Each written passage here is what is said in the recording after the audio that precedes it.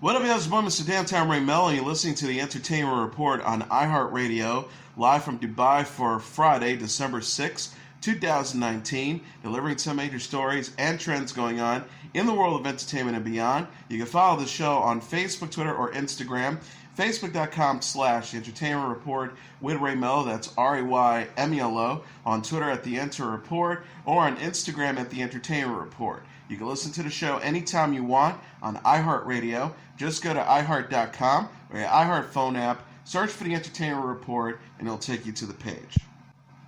Disney is giving a glimpse of its new film, Mulan. The studio released a new trailer Thursday featuring Liu Yufi as the title character of Mulan. The preview shows Mulan taking up her father's, played by Tizi Ma's, sword to fight on her family's behalf. Donnie Yen co-stars as Mulan's mentor, Commander Thong, with Jason Scott Lee as the Hun warrior Bori Khan, Yoshan An as Mulan's ally Cheng Yonghee, Gong Li as the witch Xiang Lang, and Jet Li as the Emperor of China. Mulan says, "Loyal, brave, and true, it is my duty to protect my family."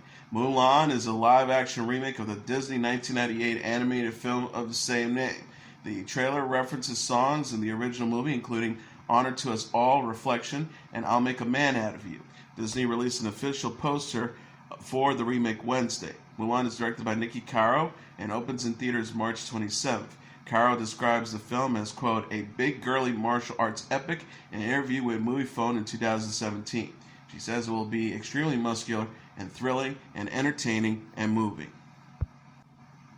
Sony's Cinderella musical film has found its Prince Charming. Deadline reported Wednesday that British actor Nicholas Galitzine will play Prince Robert in the upcoming movie. Galitzine is joining Camila Cabello in the title role of Cinderella, and Dina Menzel as Evelyn, Cinderella's evil stepmother, and Billy Porter as Cinderella's fairy godmother. Kay Cannon Rowan will direct the film. Galitzine confirmed his casting Wednesday by retweeting the news online. He wrote, "Well, I guess the news is out." Galitzine also reposted the congratulatory messages Thursday on Instagram stories, including a post from Mood Boost CEO Austin Kevich. He wrote, "At Nicholas Galitzine, making Lexi, Laura, Jeffrey, Grandma Yaya, and most importantly me, a proud family for raising such a charming little make-believe prince." Cinderella opens in theaters February 5th, 2021. The movie is a reimagining of the German fairy tale, which was previously adapted as an animated Disney film in 1950, a live-action movie starring Brandy in 1997, and a live-action film with Lily James in 2015. Galitzine is known for the films The Beat Beneath My Feet and the Netflix series Chambers. He will star in an upcoming reboot of The Craft. Julia Garner discovers that her dream job isn't as great as she thought it would be in the first trailer for The Assistant. The clip released on Thursday features Garner as Jane, a recent college grad who becomes an assistant to a powerful entertainment mogul. Things get more sinister as Jane realizes how abusive her boss is. The mogul, who never appears on screen, tasks Jane with lying to his wife, penning apology letters, and sending out suspicious checks. Jane is unsure of what to do as she faces bullying from coworkers and hears concerning noises from her boss's office. The Assistant, from writer-director Kitty Green, is set to hit theaters on January 31st. Matthew McFadden, Mackenzie Lee, Christian Farsref, John Orsini, Noah Robbins, and Stephanie Dussuit also stars in the movie. The synopsis reads, "A searing look at the day in the life of an assistant to a powerful executive. As Jane follows her daily routine, she grows increasingly aware of the insidious abuse that threatens every aspect of her position." Tom Holland discussed on Jimmy Kimmel Live how he was part of SpiderMan returning to the Marvel Cinematic Universe after Disney and Sony Pictures had briefly parted ways. Sony owns the film rights to Spider-Man, currently portrayed by Holland. The studio and Disney couldn't come to an agreement in August after the companies worked together on 2 solo films and placed the wall crawler into the Avengers. Holland said on Wednesday, "I was obviously devastated. I was really upset about how he felt when the news broke. At the time, Spider-Man was to be taken out of the Avengers and would only be able to appear in solo films made only by Sony." The actor, who was left out of Avengers cast photos at Disney's D23 Expo, was able to get a hold of Disney CEO Bob Iger. Holland says that he was drunk when he got called by Iger, but that he was able to help the situation, which eventually led to Sony and Disney coming to terms on a new Spider-Man deal. Holland says it was really interesting for me to have these 2 studio heads like What do you think? He continued, we had a really good plan for what we were going to do with Sony. The future of Spider-Man was still very bright, but it would have been a shame to take him out of the MCU. You know, that's where he belongs. Holland will next be disguised in the animated film Spies in Disguise, which will set to arrive in theaters on December 25th. Jennifer Beals says the L Word sequel series features a more inclusive and diverse cast. The 55-year-old actress discussed the new Showtime series The L Word Generation Q during Thursday's episode of Good Morning America. Beals played Betty Porter on the original L Word, which had a 6-season run from 2004 to 2009. She'll reprise the role in Generation Q, which takes place 10 years after the events of the L Word. Beals reflected on how society has changed since the L Word finale. She says Generation Q depicts modern concerns in the LGBT community and better reflects on the diverse makeup of Los Angeles. Star says, when we went off the air, there was no same-sex marriage, and now 10 years later, and we've come so far. She also added, we now have this generation who wants to define themselves, who isn't going to let anybody tell them what their gender identity is, what their sexual orientation should be. You get to have these conversations. You have a whole generation that change how we use pronouns even. But you have to talk about that. We have a more inclusive and diverse cast. It's really exciting. Generation Q co-stars Catherine Money and Leisha Haley, reprising their roles of Shane McClutchan and Alice Politsky, and newcomers Arlene Mandy, Leo Sheng, Jacqueline Tabini, Rosanny Zayas, and Safia Mofi. Beals says it was great to reunite with Moni and Haley on set. She says, we're all very close friends. It was just like being back with your family. Beals also has praise for L Word fans, saying fan support for the sequel series means everything. She said, our L Word fans are the best fans in the world. They're so supportive, and when they come up to you and recognize you from the show, they really wear their hearts on their sleeves. Invariably, there's a coming out story involved and how the show helped them. It just means a lot to me. The L Word Generation Q premieres Sunday. Showtime released a teaser for the series in August that shows Betty, played by Beals, running for mayor. Beals is also known for starring in the 1983 film Flashdance. She discussed the movie's lasting popularity on GMA. The actress says, I think it's so aspirational, like you're watching somebody pursue their dream. Adam Levine dressed up as a meter man to prank drivers in Los Angeles and hand them tickets to a Maroon 5 concert at Jimmy Kimmel Live.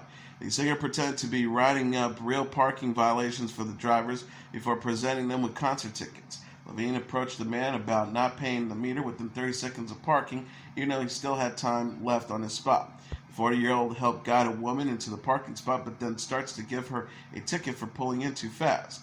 She realizes, however, who Levine is and takes the tickets. Levine then starts to write an older woman a ticket for parking in a parking zone, for getting too close to him and for driving a Toyota.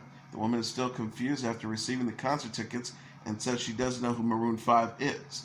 Maroon 5 announced on Wednesday a new 2020 North American tour that will begin May 30th at the North Island Credit Union Amphitheater in Chula Vista, California, before it wraps up September 9th at the Mid-Florida Credit Union Amphitheater in Tampa. Tickets go on sale for the general public December 13th. Maroon 5 released in October a music video for their latest single titled Memories. Netflix is giving a glimpse of Lost in Space Season 2. The streaming service released a final trailer for the season Thursday featuring Molly Parker, Toby Stephens, Maxwell Jenkins, Taylor Russell, and Mina Sindwall as the Robinson family. The preview shows Maureen, played by Parker, John, played by Stephens, Will, played by Jenkins, Judy, played by Russell, and Penny Robinson, played by Sundwall, set sail and get lost at sea. Will Robinson says as they start their voyage, I'm making a record of this because it seems like we're the first humans to try and turn a spaceship into a sailboat. The Robinsons are stranded on an ocean planet that is home to terrifying monsters. The family works with Dr. Smith, played by Parker Posey, and Don West, played by Ignacio Cerricho, to return to the Resolute and continue to search for the robot, played by Brian Steele. Netflix also released a poster and first look photos for Season 2 Thursday on Twitter. The season premiere is December 24th, Christmas Eve on Netflix. Lost in Space is a reboot of the 1960s CBS series of the same name, which itself was inspired by the Swiss Family Robinson. The show was created by Irwin Allen, with Zach Estrin as writer, showrunner, and executive producer. Truth Be Told stars Academy Award winner Octavia Spencer, stars as Poppy Parnell, a true crime podcaster with a history of solving major crimes. The Apple TV Plus show is based on the Kathleen Barble novel Are You Sleeping? As an enthusiast reader of true crime literature, as well as a fan of several true crime podcasts, Spencer has been announced previously to star in an NBC reboot of Murder, She Wrote as far back as 2013, but the network ultimately abandoned the project. Netflix is giving a new glimpse of the Witcher cast. The streaming service shared posters Thursday on Twitter of Henry Cavill as Geralt of Rivia, Freya Allan as Princess Ciri, and Anya Chalotra as Jennifer as Vengerber. The caption reads, "From page art to screen, the characters of The Witcher are coming to life. #The Witcher." Cavill's poster shows the actor with white hair and golden eyes as Geralt, a witcher or a monster hunter. The character's wolf medallion appears alongside the show's title. The poster reads, "Created by Fear." Allan appears with blonde hair and blue eyes as Ciri, a princess with a long foretold destiny. The poster reads, "Created by Prophecy." Charata's poster depicts the actress with dark hair and violet eyes as Jennifer, a power sorceress. The poster reads, "Created by Power." The Witcher is based on the Andrzej Sapkowski book series of the same name, which was previously adapted as a series of video games. The show is created by Lauren Schmidt-Hisrich and premieres on December 20th. Netflix released a trailer in October that shows Geralt, played by Cavill, flirting and fighting. Harris-Rich and executive producer Tomek Baginski breaks down the trailer in a video released Thursday. New York prosecutors on Thursday accused singer R. Kelly of bribing an Illinois official to create a fake ID one day before he secretly married 15-year-old singer Aaliyah. The then 27-year-old singer, born Robert Sylvester Kelly, was accused of offering a cash bribe to a public official on August 30th, 1994 for the creation of a fraudulent identification for an unnamed woman. Aaliyah is not specifically named in the suit, but a marriage certificate between her and Kelly dated August 31st, 1998, falsely listing her as age 18. Illinois law required a person to be at least 18 years old to marry without parental consent. Kelly's marriage to Aaliyah was later annulled at her family's insistence. The singer-actress died in 2001 in a plane crash. The charges filed Thursday were added to a New York lawsuit accusing Kelly of racketeering, kidnapping, forced labor, and sexual exploit of a child. Kelly also faces another indictment in Chicago accusing him of child pornography and obstruction of justice. Kelly pleaded not guilty in June to felony charges of sexual abuse involving 4 women, a couple of whom were underage, and he was acquitted after a separated child pornography case in 2008. Justin Timberlake is publicly apologizing to his wife, actress Jessica Biel, following a strong lapse in judgment during a recent night out in New Orleans. The 38-year-old singer and actor issued an apology Wednesday on Instagram after he was spotted holding hands with his Palmer co-star Alicia Wainwright in November. Timberlake wrote, "I stay away from gossip as much as I can, but for my family, I feel it is important to address recent rumors that are hurting the people I love. A week ago, I displayed a strong lapse in judgment, but let me be clear, nothing happened between me and my co-star. I drank way too much that night, and I regret my behavior. This is not the example I want to set for my son." Timberlake and Beal married in October 2012 and have a 4-year-old son, Elias Randall. Timberlake says, "I apologize to my amazing wife and family for putting them through such an embarrassing situation, and I am focused on being the best husband and father I can be. This was not that." He added, "I'm incredibly proud to be working on Palmer, looking forward to continuing to make this movie and excited for people to see it." The Sun published photos and videos November 23rd of Timberlake, Wainwright, and a group of friends at a bar in New Orleans. Timberlake appeared to hold Wainwright's hands as the actress rested her hand on his knee. Sources told People in November that Timberlake and Wainwright's interactions was completely innocent. Insider says it was nothing. They're starring in the movie together and they're cool. Timberlake and Wainwright play Eddie Palmer and Maggie Hayes in Fisher. The movie is directed by Fisher and Palmer. The movie is directed by Fisher Stevens and co-stars Ryder Allen. Def Leppard and Motley Crue and Poison and Joan Jett of the Black Hearts have announced the concert dates of their upcoming North America summer tour. The rock legends will be holding a stadium tour that begins July 7th at the Hard Rock Stadium in Miami before it wraps up September 5th at the Sophie Stadium in Los Angeles. Tickets go on sale for the general public starting December 13th at 10 a.m. local time. Motley Crue is touring again following the release of their Netflix biopic, The Dirt, while Def Leppard is coming off being inducted into the Rock and Roll Hall of Fame in March. Poison will be touring with its original lineup of Bret Michaels, CeCe DeVille, Bobby Dahl, and Ricky Rocket. Guns N' Roses DJ Khaled, The Baby, and Maroon 5 are set to perform during the Bud Light Super Bowl Music Festival in Miami. The festival will be taking place January 30th through February 1st at the American Airlines Arena, leading up to Super Bowl 54 on February 2nd. Khaled, The Baby, and other special guests will be kicking things off on January 30th, with Guns N' Roses taking the stage on January 31st, followed by Maroon 5 and a special guest on February 1st. Tickets go on sale for the general public on Monday. Lady Gaga will be performing at the AT&T TV Super Saturday Night Concert on February 1st in Island Gardens, Miami. Super Bowl 54 will be taking place at the Hard Rock Stadium in Miami. Jennifer Lopez and Shakira are set to perform during the halftime show. Lollapalooza Stockholm has unveiled its 2020 lineup. Organizers announced Thursday on Instagram that Post Malone, Pearl Jam, and Kendrick Lamar will headline the music festival in Sweden in June. The caption reads, "Lineup announced. Who are you excited to see live at LaLas Stockholm?" The 2020 festival runs June 26th to June 28th in Stockholm. Early bird tickets are available now at a discount. Post Malone will headline the June 26 shows with Ellie Goulding, Zara Larsson, Galantis of Monsters and Men, Rex Orange County, and other acts to perform. Pearl Jam will perform June 27th along with The Killers, Anderson .Paak and the Free Nationals, River Sons, Miriam Bryant, Fricky, Isles, Geralt, and others. Kendrick Lamar will be headlining the June 28th shows with Camila Cabello, Casey Musgraves, Nina Kravitz, and Mandio Dial, and other acts to perform. Post Malone released his third studio album, Hollywood is Bleeding, in September and extended his accompanied Runaway tour in November. He is nominated for 2 Grammys in the 2020 ceremony.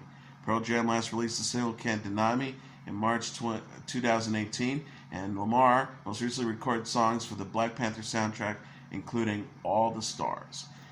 And that is your entertainment report for Friday, December 6, 2019. I'm your host, Mr. Downtown Ray Melo. I'll be back on Monday to deliver some major stories and trends going on in the world of entertainment and beyond. You can follow the show on Facebook, Twitter, or Instagram.